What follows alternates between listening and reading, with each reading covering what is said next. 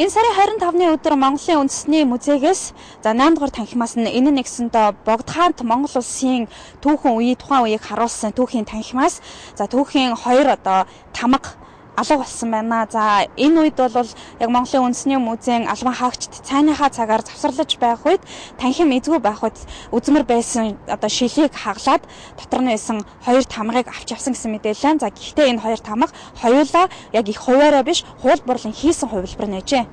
Тэгээ энэ 2 тамганы 11 оных нь бол Монгол төрийн тамга гэсэн нэртэй хуулбар хөнөөсөн яг жинхэнэ их оригинал үзмэр нь бол манай музейн сан мөрөгт хадгалагдаж байгаа. Нөгөөх 12 оны тамга нь маань Цэцэн хаан аймгийн тамга байгаа. Тэр нь бол Хинтээ аймгийн музейд оригинал их хөв хадгалагдж байгаа. Тэгээд сая манайхаас алдагдсан нь бол хуулбар хөнөөгөө. Монголын үндэсний музейд хүннүү гүрний үцэглэн одоогор гарч байгаа.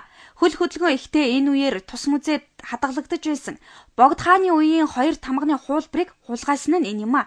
Хэдийгээр үндэсний музейд бүтэн тохиоллын системтэй ч гэлээ хулгай орсныг 10 минутын дараа мэдсэн юм.